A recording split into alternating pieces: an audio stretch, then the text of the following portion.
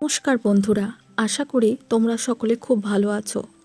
চলো আজকে দেখে নেব যে যে মানুষটা তোমার লাইফে এসে তোমাকে অনেক স্বপ্ন দেখিয়ে তোমার জীবন থেকে চলে গেছে, তোমাকে ঠকিয়েছে বা তোমার সাথে বেইমানি করেছে, চিট করেছে, সেই মানুষটা তার লাইফে কেমন আছে।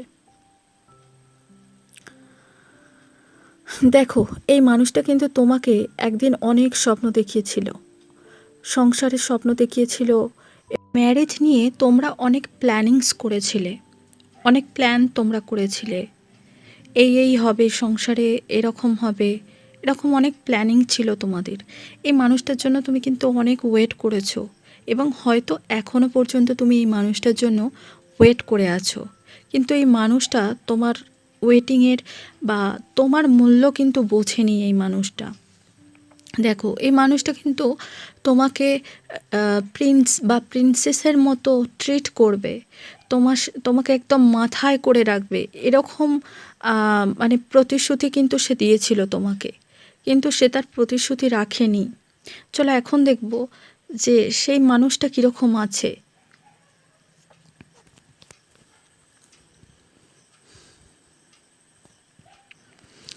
দেখো, এই মানুষটা কিন্তু তার তার জীবনে কর্মফল পাচ্ছে, জাস্টিস পাচ্ছে। ঠিক আছে, সে যে খারাপ কর্ম করেছে তার ফল কিন্তু বিধাতা তাকে দিচ্ছে। সে তোমার সাথে যা যা করেছে সেই সেম জিনিসটা কিন্তু তার সাথে রিপিট হচ্ছে।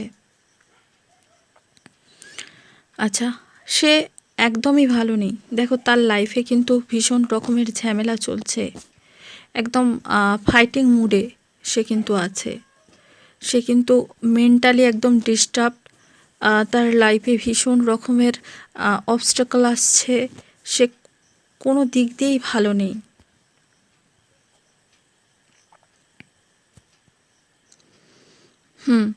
সে চিন্তা করার ক্ষমতাও হারিয়ে ফেলেছে এবং তার আশেপাশে কারা ভালো বা কারা খারাপ তার জন্য এই জিনিসটা সে কিন্তু একদমই বুঝতে পারছে না। সে কিন্তু মেন্টালি ব্যালেন্স হারিয়ে ফেলেছে। ঠিক আছে, সে কিন্তু নিজেকে ব্যালেন্স করার চেষ্টা করছে কিন্তু পাচ্ছে না, ওভার থিঙ্ক করছে, রাতে ঘুম হচ্ছে না, ভীষণ রকম কিন্তু চিন্তায় আছে। এই দুনিয়ায় কেউ কাউকে ঠকিয়ে কিন্তু ভালো থাকতে পারে না, তো তোমার মানুষটাই বা কীরকমভাবে ভালো থাকতে পারে। বন্ধুরা, রিলসটি যদি একটু হেল্পফুল বলে মনে হয় তাহলে তোমাদের বন্ধুদের সঙ্গে শেয়ার করে দিও, আর আমার পেজে নতুন হলে আমাকে ফলো করে দিও। ভালো থেকো।